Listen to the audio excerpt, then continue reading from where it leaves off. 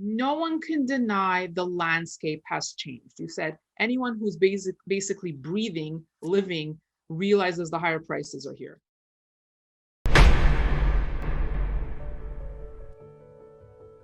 And maybe you can help us make sense of this inflation talk, because we hear a lot of jargon and terms being thrown.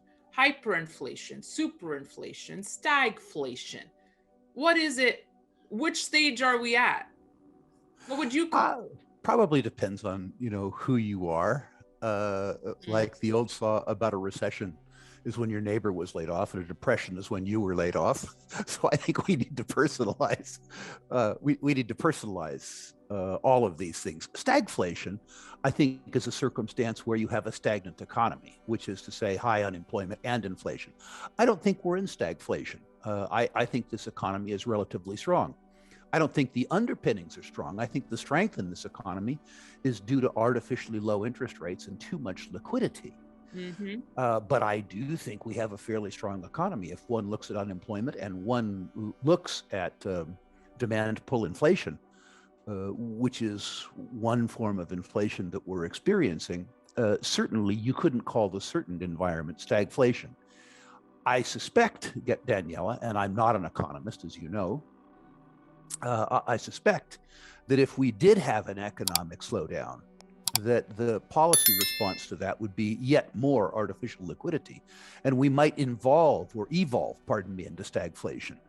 But calling what we have now an economy where there's a shortage of workers, an economy that is characterized by excess liquidity throughout the economy, calling that stagflation is problematic. But ignoring the fact that we're having inflation, one would expect the big thinkers to ignore that we're having inflation.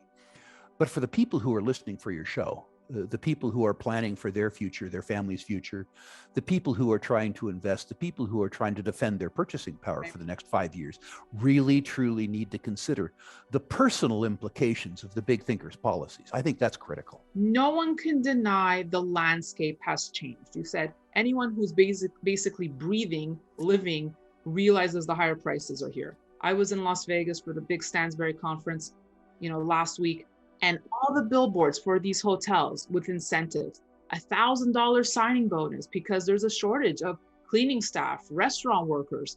I mean, when was the last time we've seen this, Rick? Right? And like you said, so anyone who's breathing sees the higher prices, sees the empty shelves. We're not even able to get a lot of goods off of, Amazon or Fresh Direct. Out, it says shortage for now, come back later or whatnot. So inflation, would you not agree, is definitely running through the veins of the system right now, fully running? I think that's absolutely correct. I think it's absolutely correct. There are some items of inflation that may be transitory. Energy costs are up, among other things, because they were so low. When oil was at $20 a barrel, when it cost the industry $65 to make it, of course you were going to create a shortage. Some aspects of inflation probably do self-correct. Remember, in earlier conversations, Daniela, around the fundamentals in resource industries, we've always said that markets, while they're messy, work. And the cure for high prices is often high prices. So in certain circumstances, as an example, increasing food prices has to do with as much with how low food prices were 3 years ago as how high they are today. But other forms of inflation, other causes of inflation, have been in place for 5 or 6 years. We're just starting to recognize the effect of policies.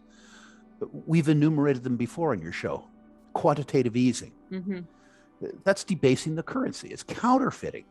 Artificially low interest rates. There are causes to inflation, and those causes for inflation are incredibly popular politically. So it is more likely than not, although not certain, that the causes of the style of inflation that we're seeing today won't change. Artificially low interest rates.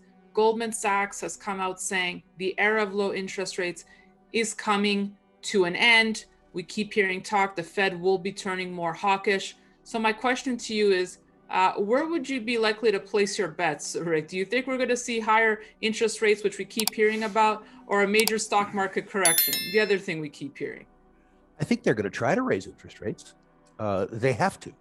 They need to put in place policy tools so that when the inevitable slowdown comes, they'll have a policy response. And the only policy response they seem to know is excessive credit and artificially low interest rates.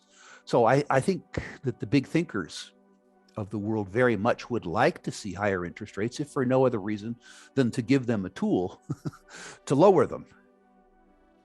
And I don't, in the very near term, see a stock market crash. Stansbury's own Steve Sugarroot, I think, gave a pretty good discussion of that in Las Vegas, where he suggested that a circumstance where equities prices are rising and where there's lots of cash on the sideline in a strong economy is not a recipe for a stock market crash.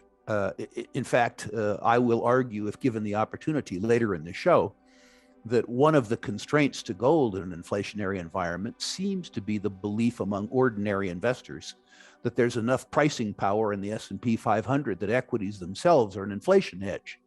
A circumstance where there's excessive liquidity in the markets, where the yield on savings products is very low, which increases the yield, the perception of yield from dividends, and an inflationary environment where at least some companies have pricing power would suggest that in the very near term, at least, a collapse in general equities markets would appear to be unlikely.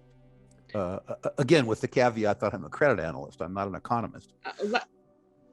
Let's talk about that then, because for the longest time we've heard, well, gold is the ultimate inflation hedge. Then Rick Rule, you may be the only person that could answer this. Why hasn't that been reflected in the gold price yet? That's a subject for a later interview, Daniela. Notice how I set you up for that very carefully. If one examines the history of precious metals and precious metals bull markets going back 60 years, as you know, I always refer to the Barron's Gold Mining Index. Yes. What you'll see is that circumstances like this are normal and natural. Just as the backdrop to create the inflation that we're enjoying today, if that's the right word, has been put in place over 6 or 7 years, there's a delay. We're beginning to experience inflation now, and the behaviors that are inspired by inflation are something that we're going to see in the future. Remember, Daniela, that the last 40 or 45 years have been really Goldilocks situations, with declining inflation, declining interest rates, declining real interest rates. Right. That party, from my point of view, is coming to an end. But the behaviors that were occasioned by the circumstance that we experienced for the last 45 years don't change on a dime. And is that a concern to you? From what I'm hearing, it is, because you say, look, we feel the effects of inflation. Anyone, like you said, is breathing feels it. But because we've been so accustomed to living in not inflationary times, we don't know what to do in this situation. So how much of a concern is that to you for the ordinary folks out there? For the ordinary folks, I'm extremely concerned. For myself, a veteran speculator, this is a circumstance made in heaven. I see several things that to me are at least extraordinary probabilities that nobody else cares about. The idea that the gold price is constrained and range bound in the near term, when every circumstance that traditionally has taken the gold price higher is in place, means that bets that I make right now on gold equities, when the market doesn't seem to care, are likely to pay off for me in the future. So from my own circumstance, it couldn't be better. I would have a very difficult time scripting a circumstance that was better for me personally. For people who haven't been as lucky in life, and people who haven't spent as much time understanding the economic ramifications of policy, people who are less able and less prepared, I'm obviously very concerned for those people. I'm concerned about somebody who doesn't have the skill set to feed his or her family in an economy where compensation is increasingly tied to utility. If you don't have any utility, you don't enjoy any compensation. And clearly that's an ugly place to be. in a time of inflation. So being concerned for the citizenry while at the same time appreciating the opportunity afforded me personally, that contradiction is fairly obvious to me. So